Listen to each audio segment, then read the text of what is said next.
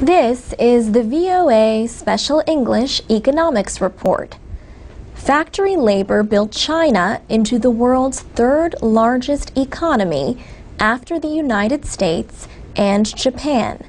Now something else is building: labor tensions. China bars labor unions independent of the Communist Party. But George Haley at the University of New Haven in Connecticut says labor unrest is common and is not new. There has been a large amount of action among workers for higher pay. Disputes are especially common in the Pearl River manufacturing area in southeastern China. Companies there have resisted raising wages. For years, millions of Chinese from inland provinces have flooded into eastern industrial centers. But young workers are increasingly dissatisfied with the pay and working conditions. Inflation hurts too. China's export-driven economy has been recovering from the worldwide downturn. The growth rate in the first 3 months of this year was nearly 12%. But China could raise interest rates to control growth and inflation.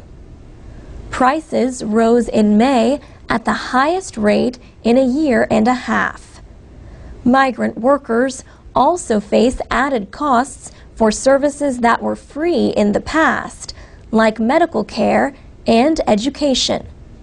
Also, the easy availability of credit has pushed up housing prices.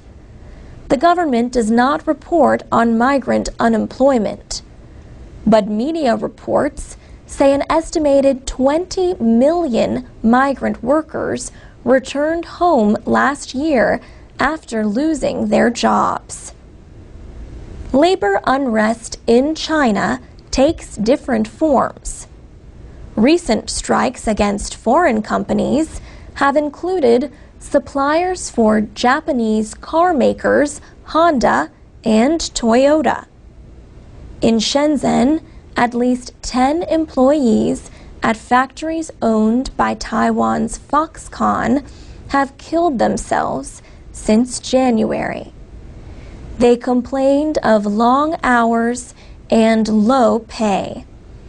Foxconn makes Apple iPhones and iPads and electronics for other companies.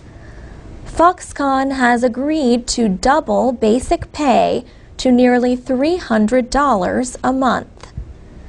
Foreign-owned companies generally offer the best conditions. Professor Haley says profit for the average Chinese company is less than 5%. The government has tried to get foreign companies to move factories inland, where pay remains low. Some young workers in the South have organized protests using the internet and mobile phones. What remains unclear is how far this can go before the government reacts to it as a threat. And that's the VOA Special English Economics Report.